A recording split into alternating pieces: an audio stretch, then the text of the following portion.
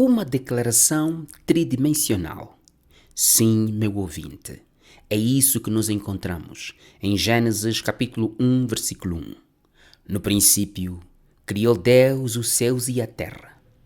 Talvez não exista um texto lido sempre às pressas, como é o texto de Gênesis capítulo 1, versículo 1.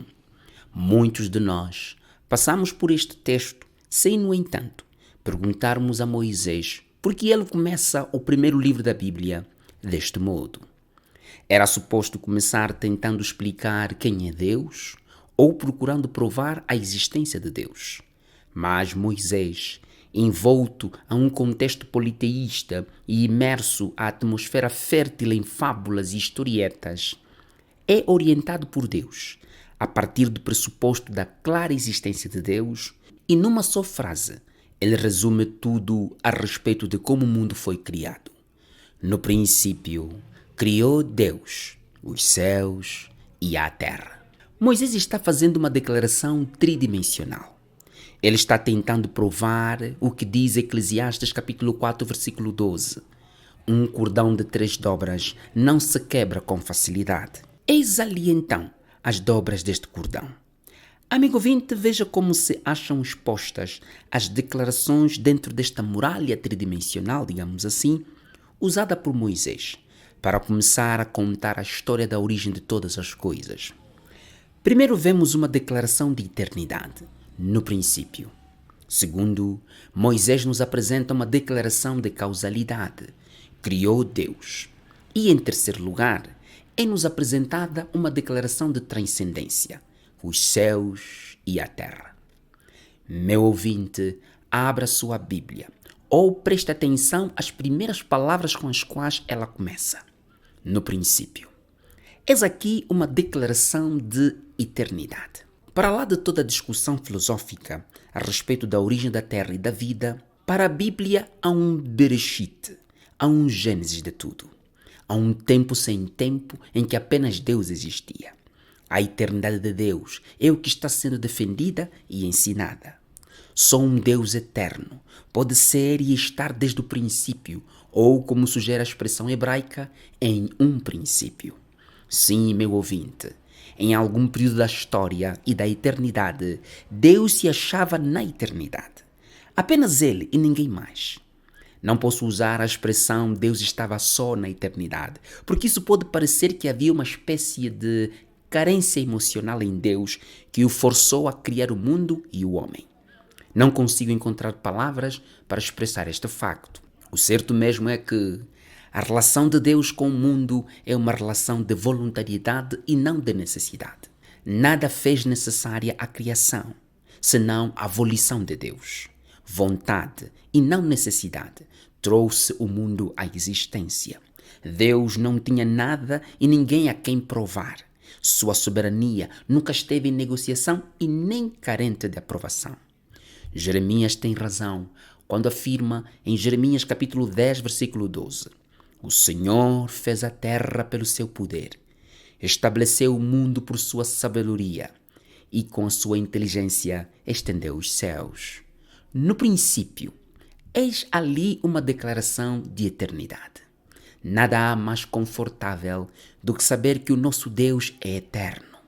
É muito consolador saber que o Deus em que cremos não se deprecia com o tempo, o clima não o afeta e a sua natureza não sofre modificações. Meu ouvinte, tente fechar os seus olhos e imagine todos os problemas que te afligem neste exato momento e com os seus olhos fechados e com o coração cheio de fé, pronuncie esta frase simples. No princípio, oh, no princípio. Agora abra os teus olhos e pare de duvidar. Creia que uma das maiores implicações da eternidade de Deus é a providência de Deus. Sendo Deus eterno, só Ele está em condições de prestar assistência completa a toda a natureza e ao homem de modo especial. No princípio, sim, em um princípio. Eis aqui uma grande convocação de fé. A segunda declaração que se acha no meu texto é a declaração de causalidade. O meu texto diz que no princípio criou Deus. A expressão criou Deus é fruto do equivalente hebraico Elohim bara, que significa deuses criou. A palavra Elohim está no plural, não já para indicar pluralidade de pessoas, mas plural de majestade. E o verbo criar, ou bara, é apenas aplicado a Deus. Só Deus cria. Sim, meu ouvinte, só Deus pode fazer coisas virem à existência. Como disse bem o teólogo Boswell, o universo material e o homem, tanto como os anjos e qualquer coisa que em qualquer lugar ou em qualquer tempo possa existir ou tenha existido que não seja Deus, foi criado por um ato de Deus, não de materiais previamente existentes. Quanto consolo encontramos nessa expressão, criou Deus. Meu ouvinte, pare de chocar com as pessoas e deixe de querer provar alguma coisa à sua vizinha ou ao seu colega.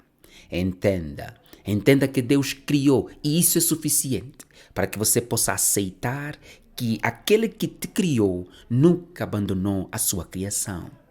As guerras na sua família, as doenças na sua casa, os problemas emocionais que você enfrenta, os efeitos da má governação dos políticos do seu país não te podem impedir de viver sob a graça do Deus Criador.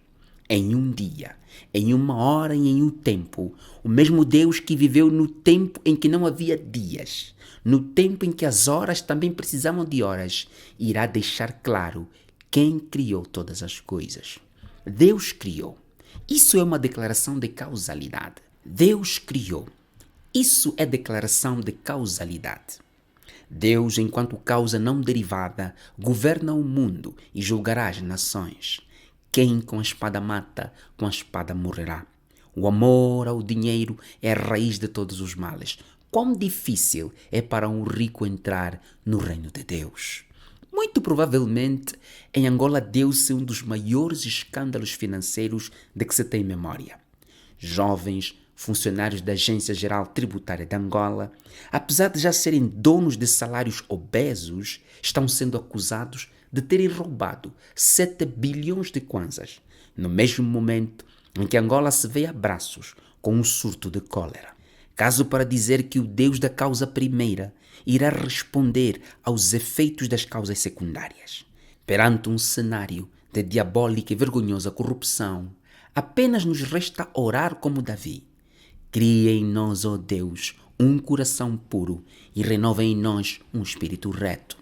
O meu texto termina com a declaração de transcendência. No princípio, declaração de eternidade, criou Deus, declaração de causalidade, os céus e a terra, declaração de transcendência. Se Deus criou os céus e a terra, isso precisa implicar que Ele governa totalmente o que Ele criou. Tudo o que Ele criou expressa sua natureza e tudo na ordem criada tem sido merecedor do cuidado soberano de Deus. Então por que você se sente isolada, fraca ou descontente? Saiba de uma coisa: um carro nunca te dará alegria plena. Um casamento nunca te dará alegria completa. A casa ou a viagem dos teus sonhos não irão contentar tua alma para sempre.